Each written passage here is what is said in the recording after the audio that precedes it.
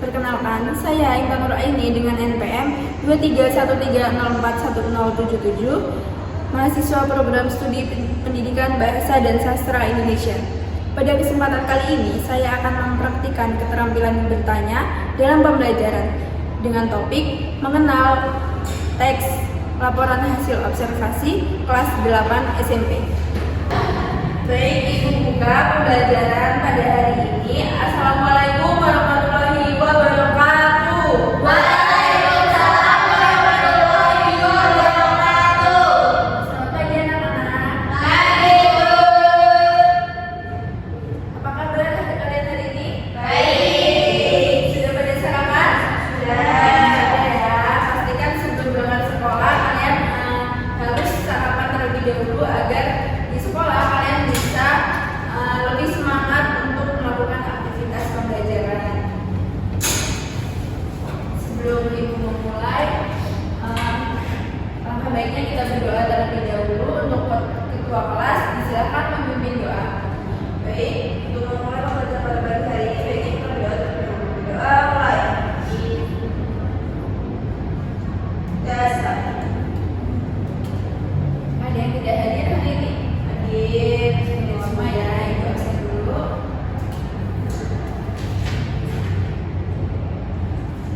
Indonesia Anta Adila, hadir Bu. Rani Agustina, Bu. Vita Helena, hadir. Fitri Aulia Zahra, hadir. Semua ya, alhamdulillah. Anak-anak, seperti pertemuan sebelumnya kita telah membahas tentang teks deskripsi. Ada yang masih ingat teks deskripsi itu apa? Teks yang Katakan ya, yang mana? teks yang menggambarkan suatu objek. Ya, yang lain setuju pendapat kita? Setuju. Masih ingat ya, apa itu teks deskripsi? Nah, pada hari ini kita akan memasuki materi baru nih, yaitu mengenal teks laporan hasil observasi. Sebelumnya Ibu mau tanya nih, kalian pernah nggak mengamati hewan, tumbuhan yang ada di sekitar kalian? Pernah. Pernah. Tadi pernah? Pernah, Bu. Apa yang kamu amati? Isi dan Bu jawab. Itu pernah mengamati beberapa hewan, tumbuhan, seperti kucing sama bunga mawar, terus juga sekitar rumah. Ya, lalu informasi apa nih yang bisa diperoleh dari pengamatan itu? Ya, Denisha? Dari pengamatan itu saya bisa mengetahui ciri-ciri fisik, kebiasaan, dan cara hidupnya Bu. Misalnya tuh, kucing memiliki bulu lembut dan aktif di malam hari, sedangkan bunga mawar memiliki kelopak berwarna dan berduri di batangnya Bu. Ya, jadi di hasil pengamatan itu kita akan mengetahui ciri-ciri karakteristik dari objek yang kita observasi.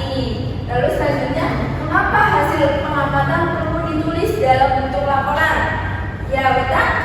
Karena agar informasi yang diperoleh dapat disampaikan secara sistematis, objektif, dan mudah dipahami oleh orang lain. Ya, benar. Lalu ada yang punya pendapat lain yang lebih? Dengan laporan, data yang dikumpulkan menjadi bukti ilmiah dan bisa digunakan untuk tujuan pembelajaran maupun penelitian. Ya, jadi penulisan laporan ini membantu melatih keterampilan berpikir ilmiah dan tanggung jawab dalam menyampaikan informasi secara akurat sesuai data yang kita dapat dari mengamati objek itu.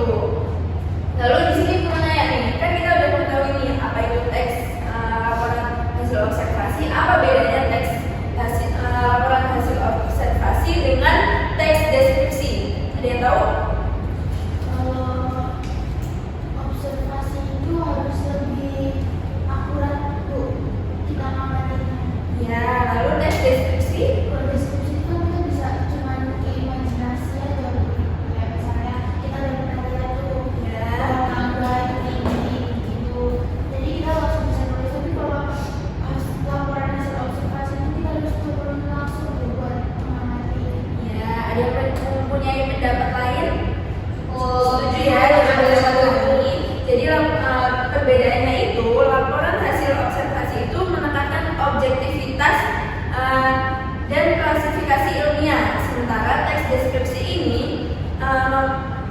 menonjolkan keindahan bahasa dan pesan pribadi penulis.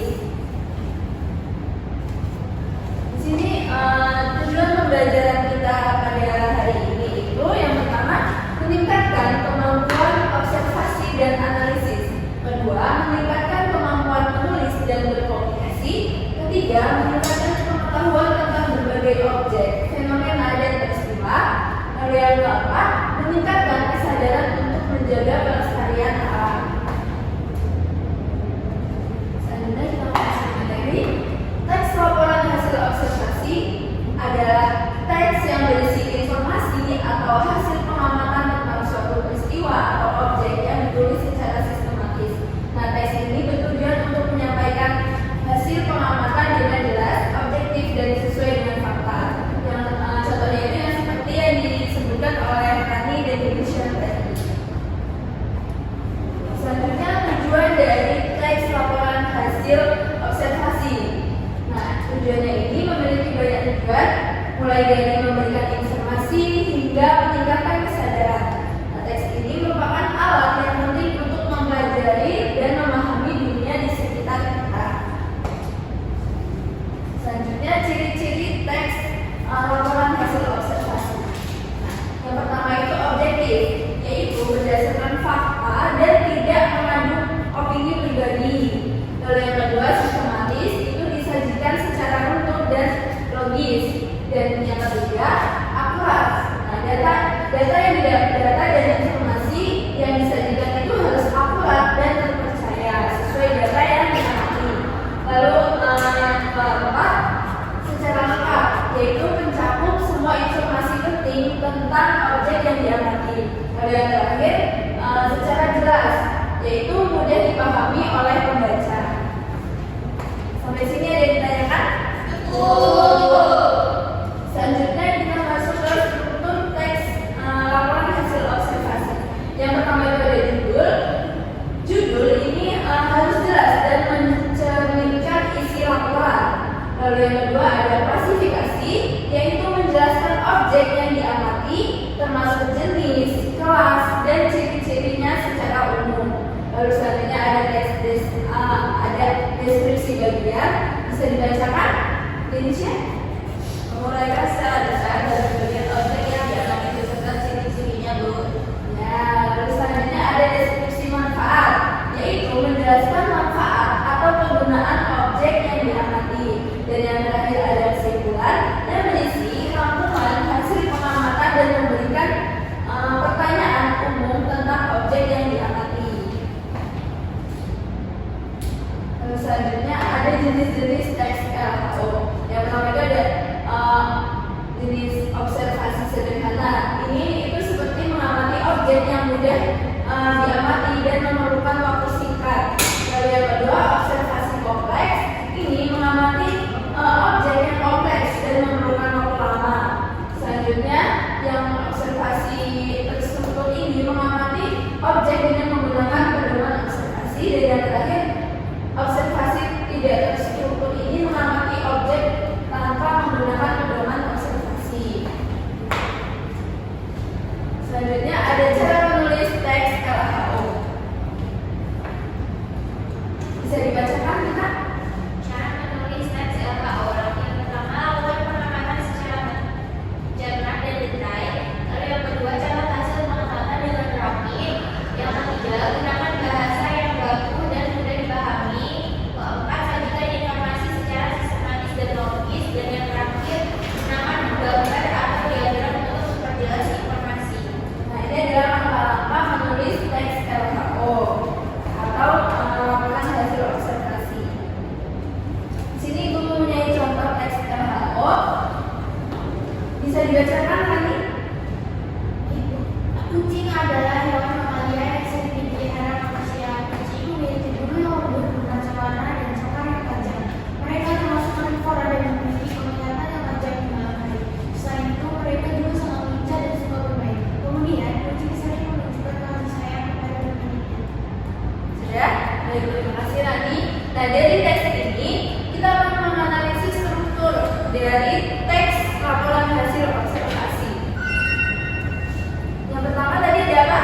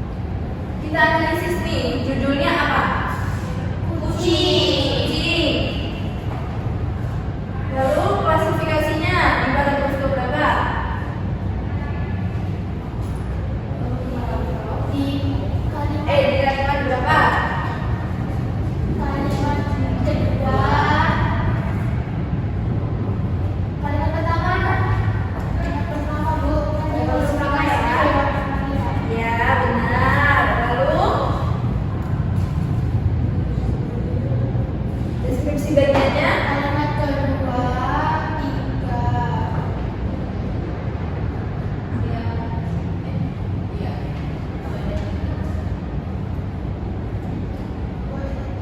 Dua dan tiga atau dua saja? Jadi yang benar yang mana? Siapa yang setuju dua saja?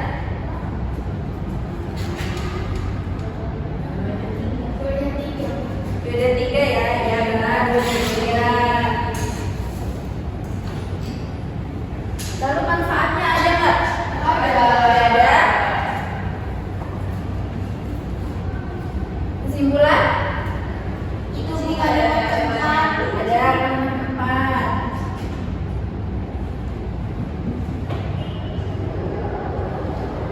Sebenarnya kalian sudah paham ya dari apa namanya struktur dari teks RHO.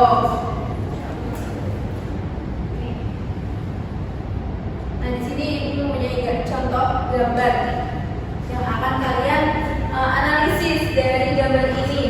Apa yang kalian pertama kali lihat dari ilustrasi gambar ini? Ini adalah ilustrasi penumpang yang ada di dalam bis. Ya, bis. Nah kalian bisa amati nih gambar ini. Ada orang ngapain aja? Duduk. Duduk, lalu berdiri, dengerin. Ciri-cirinya apa nih yang ada di sini? Ada ini pegangannya. Ya, ada orang berdiri dan pegangan. Lalu ada ibu hamil yang diprioritaskan. Ibu hamil dong. Ya ini ibu hamil. Terus sampingnya anaknya. Lalu ada apa lagi? Bule, Bu, ada bule. Mana bule? Itu yang rambutnya pirang. Oh ini. Itu Ini. yang depan sendiri, Bu. Yang sampai kuning ini. Ya.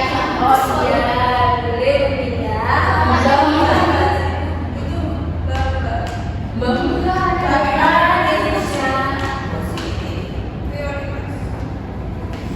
Nah dari gambar ini kita bisa mengamati nih orang-orang yang ada di dalam bis ini. Lalu bagaimana bis ini mengutamakan orang-orang yang mempunyai kebutuhan yang tidak bisa di apa ya? Misalnya ibu hamil itu kan prioritas ya, ibu hamil kan tidak boleh berdiri lama-lama, jadi dia diprioritaskan untuk duduk. Nah dari gambar ini kalian bisa membuat laporan hasil observasi. Nah sampai sini ada yang ingin ditanyakan?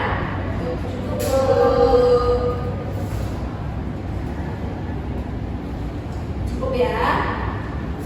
Sebelum ibu memberikan tugas, ada yang bisa menyimpulkan tidak kita hari ini belajar apa? Pertahan?